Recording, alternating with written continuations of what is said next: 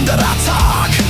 Der Sepp steht auf, ist ganz verzagt, denn sein Geld ist weg, er hat keins mehr und sein Vorratskeller ist auch ganz leer. Oh mein Sepp fix, ich hab nix mehr, kein Wurst, kein Kass und auch kein Ehr. Da muss ich schnell in Zeitung schauen, wer braucht dann Sepp, der tut schon down. Sein Beidl ist so furchtbar leer, der Sepp braucht einen Job, ist gar nicht schwer.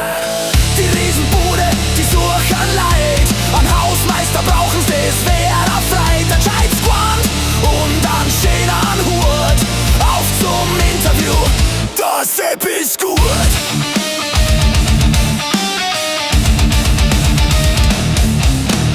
Vor der Firma steht er nun, ist ganz verloren, was ist zu tun.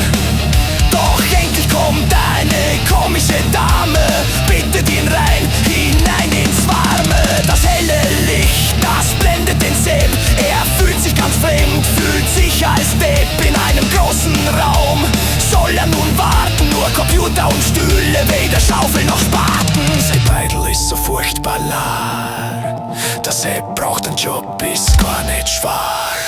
Die Riesenbude, die suchen Leid, ein Hausmeister brauchen sie, es wäre frei. Der gescheites Gewand und einen schönen Hut, auf zum Interview, der Sepp ist gut.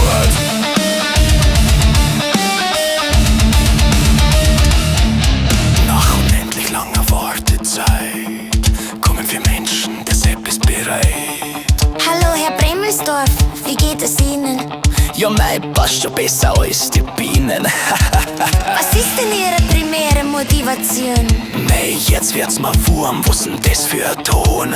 Was sind Ihre Stärken und Schwächen? Jetzt langt's mir, ich will nur ein Gate, muss so viel blechen. Warum sollten wir genau Sie für den Posten auswählen? Herrgott, Sachsen, die, was wollt ihr alles noch wissen? Alles klar, Herr Bremelsdorf, danke für das angenehme Gespräch, wir melden uns. Bin's ihr komplett, wer hat euch ins Hirn eingeschissen? Hockt vor eure Computer und grinst dabei, so debil gerissen. Oh, ich sag's euch Leute, es wird schon singen.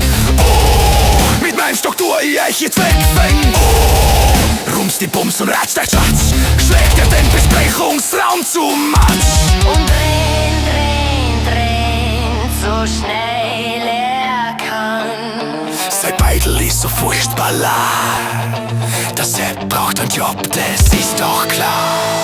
Die Riesenbude, die suchen Leid, ein Hausmeister brauchen sie, es wäre frei. Der gescheites Gewand und einen schönen Hut, auf zum Interview, der Sepp ist gut. Die Riesenbude, die suchen Leid, ein Hausmeister brauchen sie, es wäre frei. Der gescheites Gewand und einen schönen Hut, auf zum Interview, der Sepp ist gut.